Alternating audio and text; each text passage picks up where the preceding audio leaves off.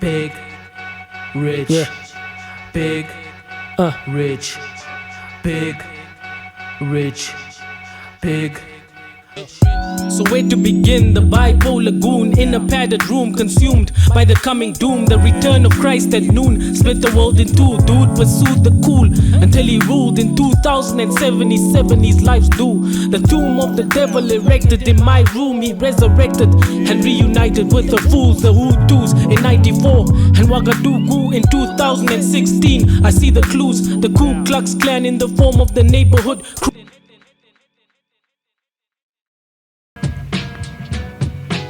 Yeah, we back again. Big Rich Live here, Big Rich Live on the Mic radio show here on YouTube. We're back again. We made it through a hectic week. A week of turmoil, a week of pain, a week of just uncertainty, fear, anger, morbid disgust. But hey, the sun set, the sun rose every day this week, and it will continue to do that until the good Lord above decides to go ahead on and shut the lights off, period. Point blank. So, hey, we're here. You're here. We're healthy. We're knowledgeable. We're trying to make it do what it do here. So, Big Rich Live on the Mic radio show, episode 27 is here. Back in the building. Bigger and better than ever. And I appreciate each and every one of you guys and gals that decide to sit down and give me 45 minutes of your time, your busy schedule, the chop up game here on the channel at the radio show. Again, like we always say, and we always started out with the each one teach one here, please like, subscribe, and share this to your social media platforms. I'll start off like I start off every show with our social media platform addresses. Twitter, capital B, capital R, Live on the Mic. Instagram, Big Rich Live on the Mic _ between both words. Our email addresses is bigrichlivehonthemic@gmail.com. or darkshadowmediagroup.com. Send us everything that you can. I don't care what it is. A stupid question is one not asked. So, send your requests, send your heartfelt thoughts. Whatever you want to send it. We'll look it all up and we'll disseminate it, and we'll try to do the best we can to either answer your question or address your issues. Now, last show, I know I was saying that we was going to expand on the election, Tuesday's election. But believe it or not, people are tired of it already. I'm tired of the whole election, but we was going to break it down and talk about what went wrong, a little bit further. I know we touched just the crust of the hypocrisy within both parties, and how this election has brought us to a place where many people thought was long gone, long dead and buried. And I'm here to tell you that's really not the case. So we was going to chop up game a little bit more. We was going to delve deeper into the election results and how everything played out. But I've gotten a lot of emails and tweets and stuff like that. People just tired. They want to talk about something different. They don't want to talk about something positive.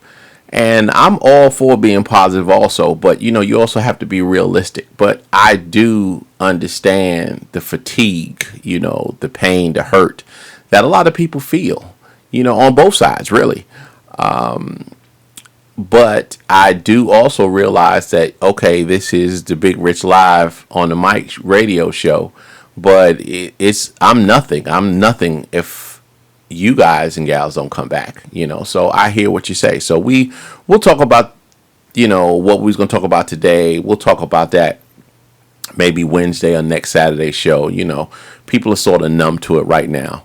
And we'll talk about something. A lot of people was trying to say, what's next? What should we do next? What is our best course of action to protect yourself, protect your finances, that type of stuff right there. And I would always say what was taught to me. What was taught to me was you have to handle and take care of what you can handle and what you can take care of. So what can we handle and take care of is our education, of ourselves, our education to our kids, our neighbors, our friends, our family. And it is also to build businesses. That's what we're going to talk about, a little bit here on today's show. We're going to talk about building your businesses, what businesses you might want to think about building, and basically trying to stack your paper. You follow what I'm saying? Because like I've said before, I'm 48, I'm a small business owner, but I also, retired from my main job. And that retirement has afforded me a lot of opportunities to live a more than comfortable life. But now I think that I need to expand my portfolio. So I do a lot of research. I ask questions. I inquire a lot. I watch other people, see what's hitting. A lot of people are jumping back into the stock market now. Some people are doing savings. Unfortunately now, because the interest rates, as far as return interest rates on savings is not good at all. A lot of people really don't make a whole lot of money in savings. Now, I'm not saying that don't save, because, one, my wife would kill me, but if you're looking to make money, if you're looking to stack some paper, savings account is not it. Okay. I mean, the returns, the residuals for that is like 1%, 1.5%, 2%, depending on where you go. And that's just here in Florida. I don't know what it is in California, New York, Texas, whatever. The interest rates might be a little bit different and so on and so forth. But I can only give you what I know. And a straight savings account is not where it's at if you're trying to stack some paper. If you're trying to, put yourself in a position where you can escape the corporate plantation, where you can be your own boss. Because I do feel that everybody should own their own business. And I know a lot of people look at you sideways and be like, well, hold on. I know a lot of dumb people. Well, not really dumb people. Yeah, it's been dumb people. But I know a lot of people who don't have leadership skill. But see, when I say everybody should own their own business, that doesn't mean that you need to be the CEO. That doesn't mean that you need to run the business. You know what I'm saying? You can own a business and have somebody else run it. You can do what they call cooperative economics, where let's just say you have a brother and a sister, or 2 brothers or 5 brothers or something like that, right? And you might say, okay, let's pool $1,000 each. And I know $1,000 is a lot of money for a lot of people, but I can only go with, from where my standpoint is, But if it's not 1,000, maybe it's 100. If it's not 100, maybe it's 50. Whatever you can muster. But let's just say you got 5 family members, or you got 5 friends, and everybody put in a grant. That's $5,000 to start a business. To incorporate it and all that type of stuff. That's like $250. Average.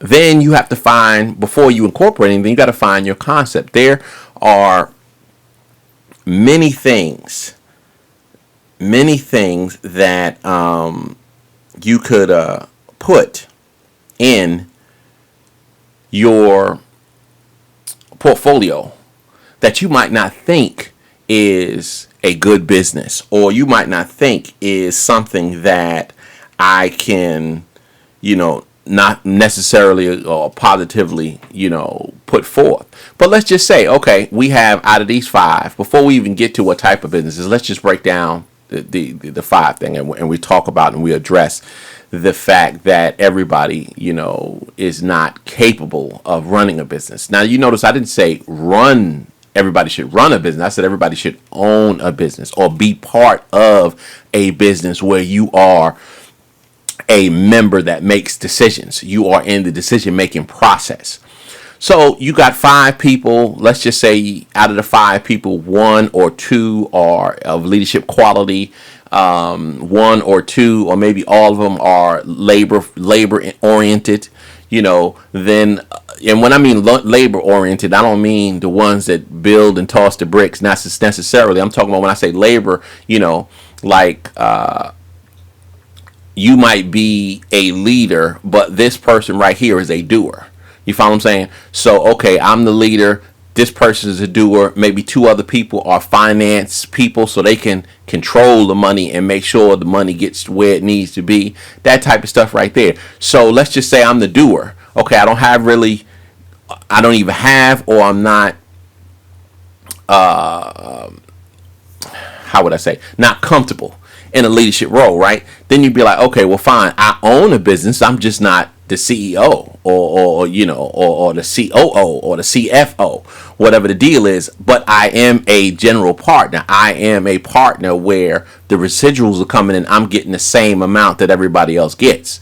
So when you sit back and you hear somebody say that everybody needs to own their own business, that's what I mean. Just because you are not leadership potential, you're not leadership quality, or you don't have leadership potential, that doesn't mean that you can't own your own business.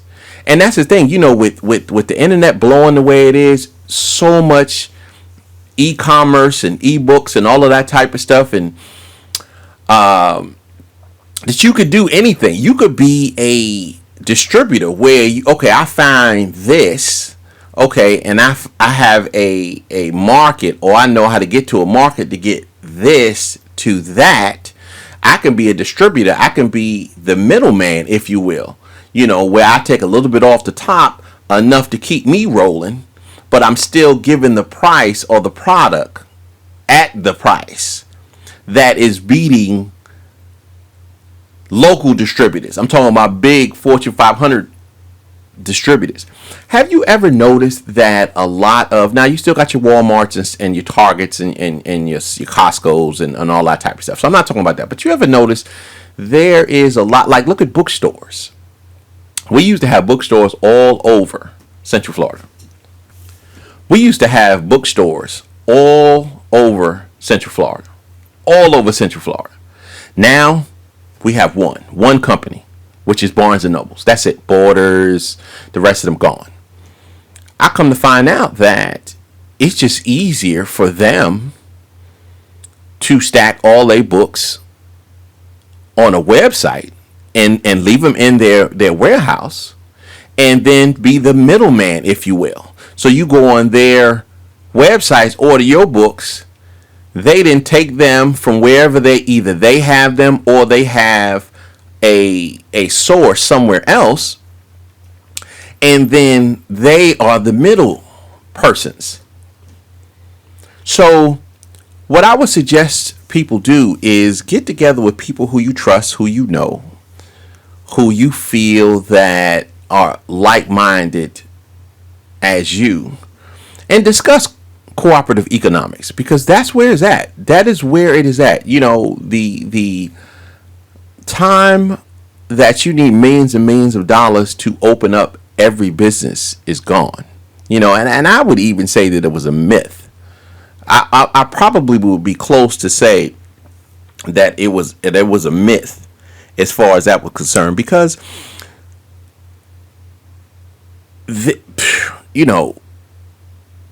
a lot of companies, especially that started out in the 50s and 60s and stuff like that, it wasn't a whole lot of money. And there's a lot of money out here. There's a lot of money out here. I mean, I can speak for the African American community when I say it's $1.5 trillion. I think I want to say $1.5 trillion or 1.2 trillion of spending power. Where the hell all that? Where do you think that money is? That money's getting spent. So you take a quarter of that and you put it together and you open up your own business. I don't care what it is. Just think about what you are good at.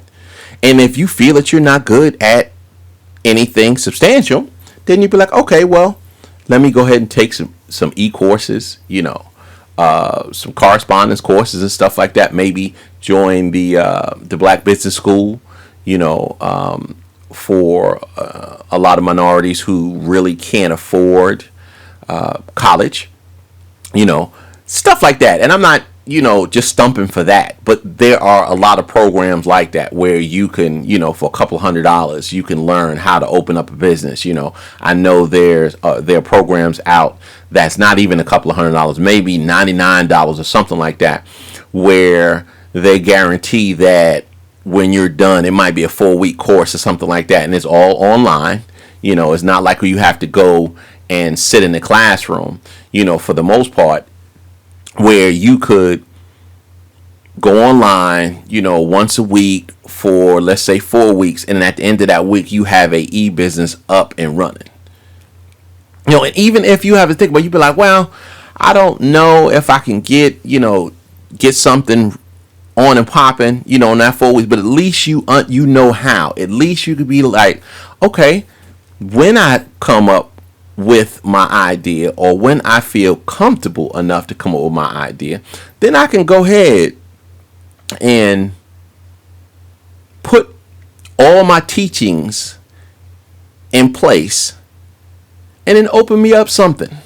Me and my partners open up something. I mean, I myself, I'm digging up in my mind maybe 2 or 3 things, or one thing I'm gonna keep it to myself. Sorry, I can't have people taking my ideas.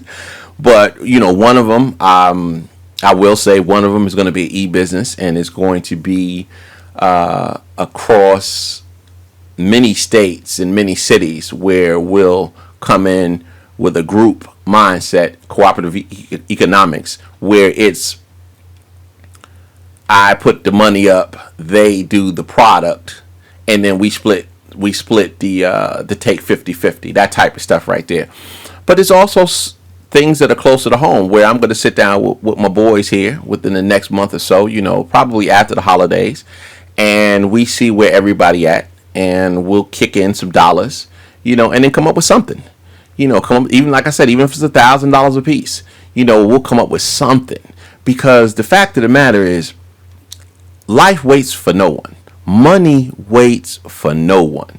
Ideas wait for no one. You think about it. When you talk about Mark Zuckerberg, and I know a lot of people feels he's an asshole, and he very well might be. But when you making, what is that, $10 million a month, or $100 million? I think it's like $100 million a month. Something just crazy. But this guy come up with Facebook. And Mark Zuckerberg, who people who don't know, is the founder and owner, CEO of Facebook. He developed that in his dorm room, while everybody was out, hunting, hunting sex, drinking, smoking weed, doing ecstasy and all of that type of stuff. He was in his room coming up with a concept, whereas now is worth well over a couple $1 billion, and making $100 million a month. You know what I'm saying? I mean, you got to think about it. As far as people are talking about, oh, it's so hard. It's so hard to make a business. It's so hard to come up with a concept. I think that's the hardest. I truly do. I think coming up with the concept is the hardest, because if you're not business minded, if you're not business driven, it's kind of hard. I mean, you're basically thinking of, okay, well, I don't have the money to be Walmart. I don't have the money to be Target. I don't have the money to be Costco's. I don't have the money to own a Wendy's, or to open up a deli, or to run a laundromat. No. You have to think smaller than that. You have to, and not when I say smaller than that, I don't mean smaller as output. I mean smaller than that to start off something. You know what I'm saying? You start with a couple of people, you do some type of e-business, some type of consulting or something like that, whatever you are legally now. Let me go ahead and put that disclaimer, okay? Okay, because when you start talking about flipping and stuff like that, some people be like, oh, well, I'm flipping now. No. But when you get to a point where, or you need to get to a point where, okay, this is what I'm good at. I'm good at doing cars. I'm good at talking to people. I'm good at selling things. Maybe you can flip. I mean, it's funny that I mentioned that. I was supposed to be out of town this weekend, but my plans changed and stuff like that. So I'm actually in town. So I'm shooting the show here instead of shooting it way up in Atlanta, where I was going to be with my family. Me and my daughter was going to shoot, and we will shoot that. We will shoot a show, but then it'll be a daddy-daughter type thing. But anyway, I digress. Before I came home, I went to get me something to eat because I didn't eat. Plus, I was upset and everything like that. So, young white gentleman, we was talking. He was my server, and he was, he saw that I was a business person, and I'm writing notes and going over things and see how I want to expand my portfolio. And he started asking questions, inquiring, and then this gentleman was saying, man, I used to, I'm really good at selling things. So I would flip sneakers. I would go to the discount stores. I would go to the outlets and stuff like that and buy as many pairs of sneakers that were on clearance that I could. And then I would turn around using the internet and I would flip them and charge more than what I paid for them, and then I would ship them, all over the world, or all over the country. And he said, and then when I was able to get enough money to buy my first car, I bought my first car. Then I was like, okay, well, I'm gonna now start flipping rims. I'm gonna start flipping tires. That's what he was doing then. Now he was like, I'm doing this, I'm doing that, I'm stacking my paper, and then eventually I'm going to do something where I do like a custom shop where I be a distributor of rims and tires, where I be the middle person. Then I can go ahead on and quit, working here and this, that, and third.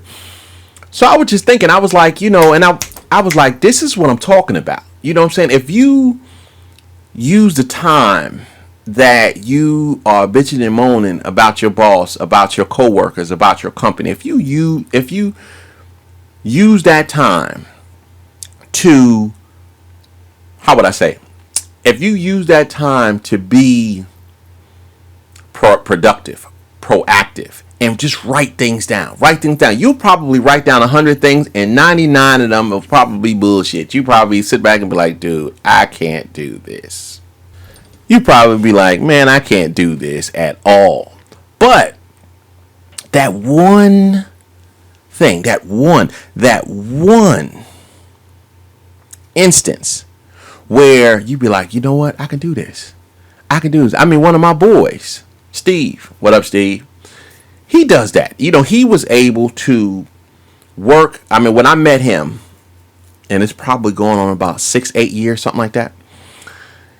He was a assistant manager, then a general manager of a tire shop, right? And he worked like a dog, stuff. But he was building his network, of distributors, building his network of clients, that type of stuff. He was able to flip that to now he's his own boss. He bought him a truck, and all he does is deliver tires and parts and all of that type of stuff as a private contractor, and making really good money. You sit around there and you be like, okay, well, look, and I'm not throwing shade at nobody, but how hard does it have to be to drive to grab some parts and then drive it to somewhere? Yeah, granted, you have to build the network, of people who will buy from you. You have to build that. You also have to buy a truck. Maybe you might have a truck or something like that. Or maybe somebody, if you get with a partner and they have a truck, you guys can use that. Yeah, you probably got to pay for some type of licensing, disposal fees. You got to incorporate, protect yourself, all of that type of stuff. So I'm not saying, you could do it with $50, but I'm just saying, I'm using that as an analogy to be like, hey, there are plenty things that you can think of to write down. You get with your family, you get with your friends, do the cooperative economics theory, and start owning your business. And it doesn't mean you have to have one business. I know people who are in my business circle who own 8-9 businesses. They own a consulting firm. They consult for security or electronics because they're really good at that. They fix computers or electronics. They are certified CPAs, where, and I'm not saying it's easy, but where they've taken correspondence course, paying a couple of $100, they did it online, and now they're doing something like that. They are notaries. Some of my Hispanic friends, they're interpreters, or they do interpretations where somebody who really doesn't read and write English, they would do that for them. They want to apply for something. They want to fill out an application, which is apply for. But anyway, they need that help. So they try to do that. So you don't necessarily have to have one job, but I wouldn't sit around here and say, not one job, I'm sorry, you don't need to have one business, but I wouldn't necessarily sit around and say that you need to start 8 or 9 businesses at the same time. I think that might be a little bit much. But be encouraged. Be encouraged. There are so many things to do, and what I will do is I will promise is when I get my 2 ventures up and running, I will do shows, videos, and stuff like that of the process. So once I get it up and running, I don't mind talking about the process and stuff like that.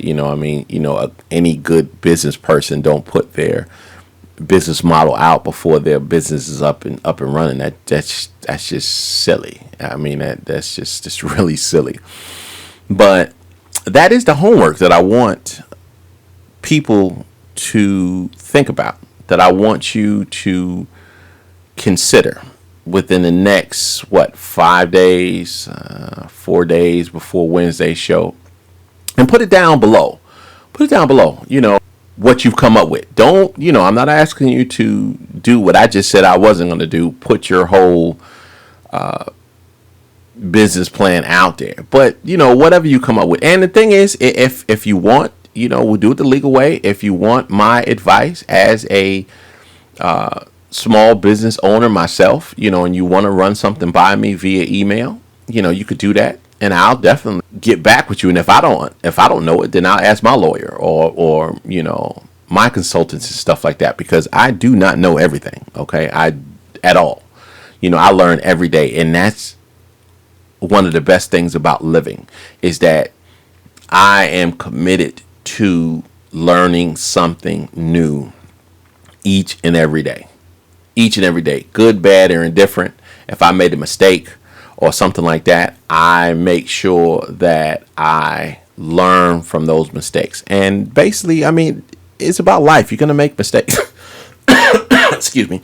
You're going to make mistakes. You are. There's a saying that we had, one of my old chiefs of police used to say, there's certain things that you do that are survivable, and there's certain things that you can't survive. And that is not in a literal sense. That is in an analogy sense, where certain mistakes you make, hey, okay, I made a mistake. I lost $1,000. I lost $2,000. Maybe I might have lost a friend, because it didn't work out, or it didn't work, or the concept didn't really work out the way I wanted it. That type of stuff right there.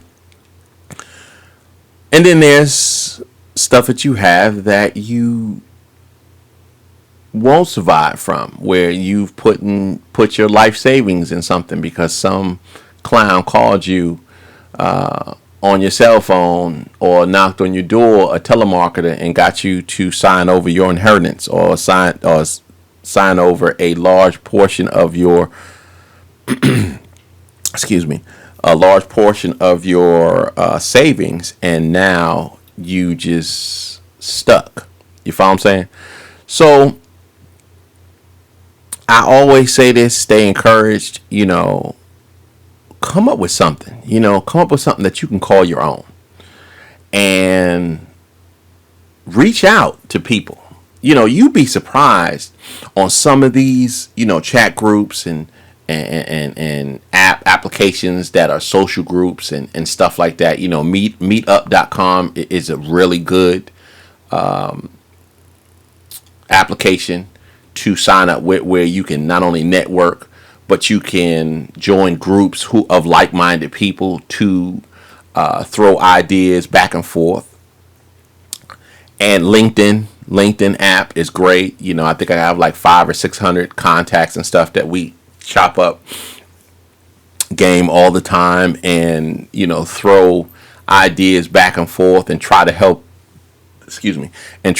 each other out during the week, and any process or projects that we trying to promote and stuff like that. We try to do that together. Again, that cooperative economics theory, that is where it is. So on that note, we're going to end this show. I hope that you was encouraged about what we talked about, and understand that, hey, you control your own destiny. Believe it or not, you control your own destiny. There are plenty of people out here that will help you, no strings attached.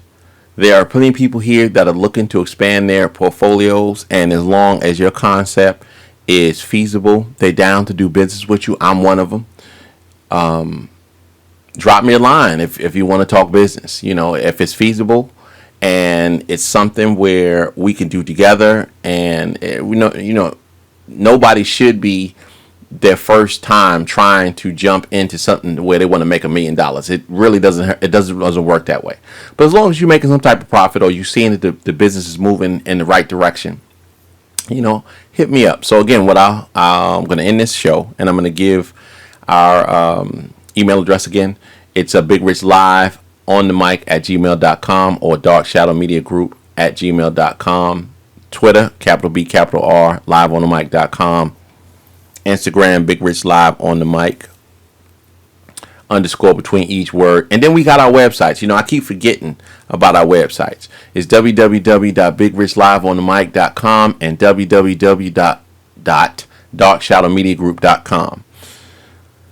On this note, we'll see you on Wednesday's show. Stay blessed, stay encouraged. Peace, and I'm out.